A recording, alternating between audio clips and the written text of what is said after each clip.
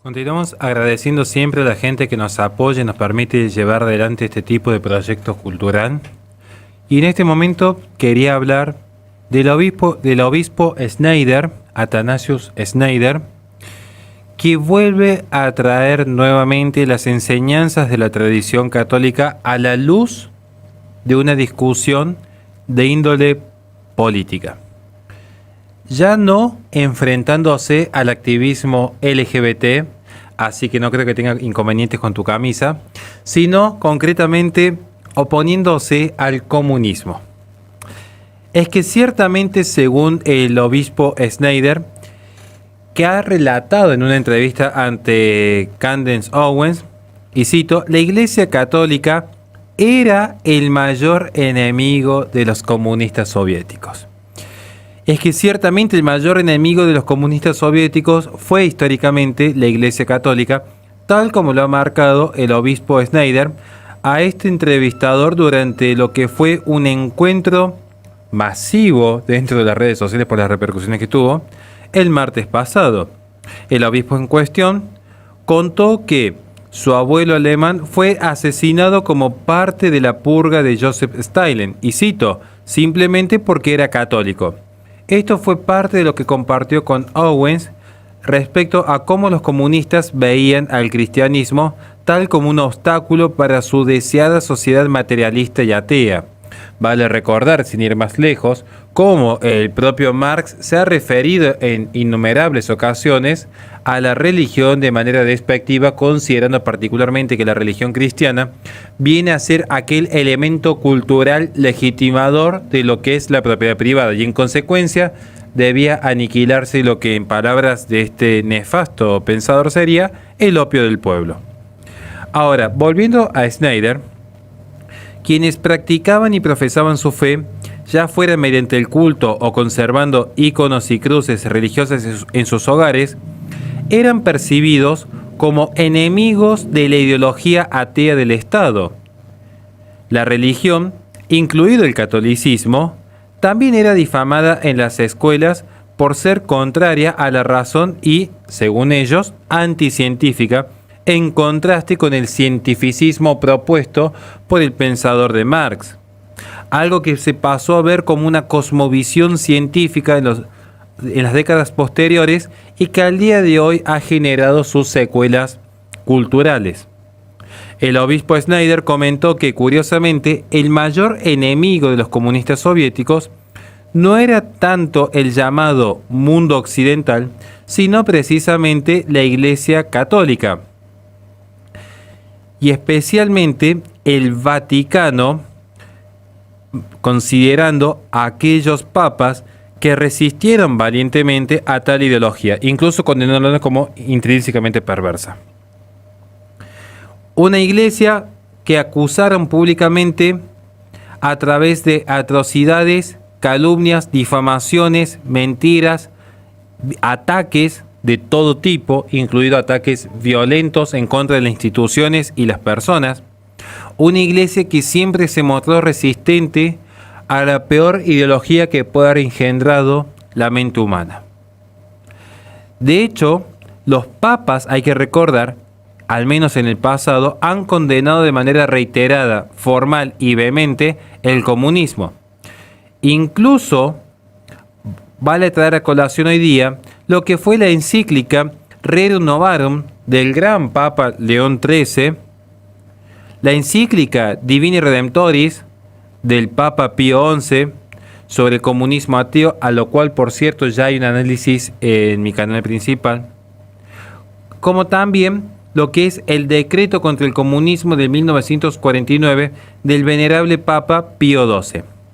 En 1846, el beato Papa Pío IX denunció el comunismo en Qui Pluribus como, y cito, absolutamente contrario a la ley natural misma, declarando que, una vez adoptado, destruiría por completo los derechos, la propiedad y las posesiones de todos los hombres e incluso la sociedad misma.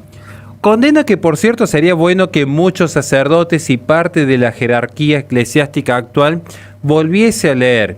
Recuérdese, como dijo un gran monseñor que en paz descanse, Con el maligno no se negocia, con el mal no se dialoga. Entonces, es llamativo en ese sentido que hoy se haya olvidado estos preceptos y se quiera entrar en una suerte de negociación por parte de algunos sacerdotes que quizás no fueron bien formados en sus seminarios, respecto a que ya incluso la propia teología de la liberación, como hija bastarda de estas ideologías comunistas, ya incluso ha sido condenada.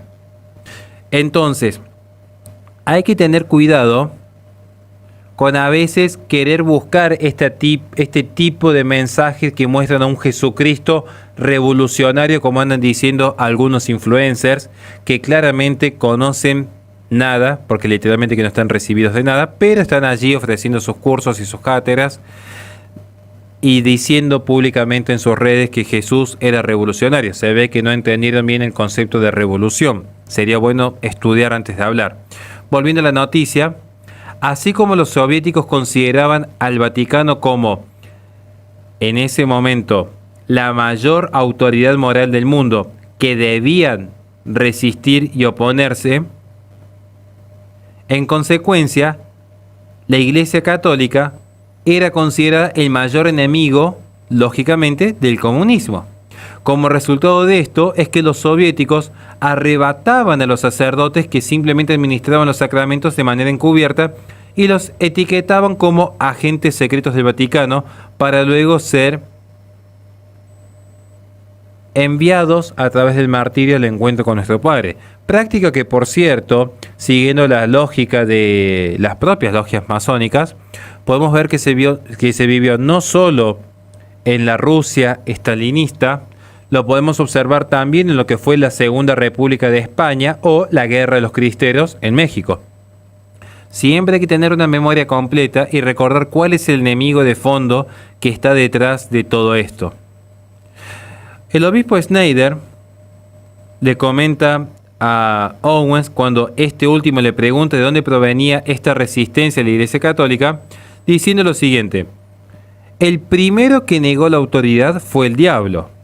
Recordó cómo al comienzo de la Sagrada Escritura, ya en el Génesis, es Luzbel el que cuestionó el mandato de Dios a Adán y Eva de abstenerse de comer el fruto del árbol del conocimiento del bien y del mal. Y cito sus palabras: desde entonces el diablo ha estado influyendo a la gente con este veneno para desafiar y negar la realidad. Y luego el diablo dijo: seréis como Dios. Esta es la tentación más peligrosa para todos los seres humanos en las sociedades. Monseñor Schneider añadió por su parte que esta rebelión contra Dios y contra la realidad se manifiesta en un odio al matrimonio e incluso a los dos sexos dados por Dios. La inversión del bien y del mal también ha dado como resultado un genocidio global contra los niños por nacer.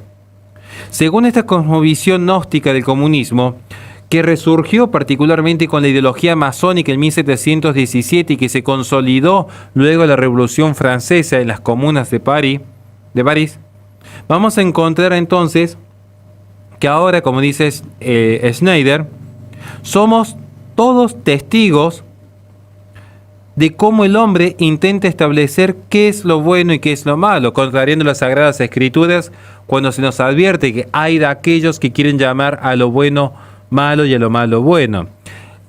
Creo que es importante utilizar estos minutos que tenemos aquí en la radio para volver a reflexionar por qué una persona católica, practicante, honesta y coherente con su propia fe, jamás podría querer acercarse a tan nefasta ideología como el comunismo. Seguramente que ya ha abierto algunos mensajes diciendo el liberalismo también es pecado. Parece ser que cuando uno critica el comunismo, automáticamente más de uno tiene que salir a atajarse, más de uno se siente tocado. Tendrían que repasar qué hay en sus corazones, por qué cada vez que se está recordando que la propia iglesia condenó el comunismo, siempre tienen que venir luego con el pero, sin embargo. Pareciera que hay una resistencia a simplemente aceptar lo que la propia iglesia nos ha dado aquí en Occidente. Y si uno es ateo, en todo caso valorar que la iglesia fue parte de la resistencia que frenó una ideología que intenta al día de hoy aniquilar lo que es nuestro sistema y nuestra forma de vida occidental. Nada más y muchísimas gracias.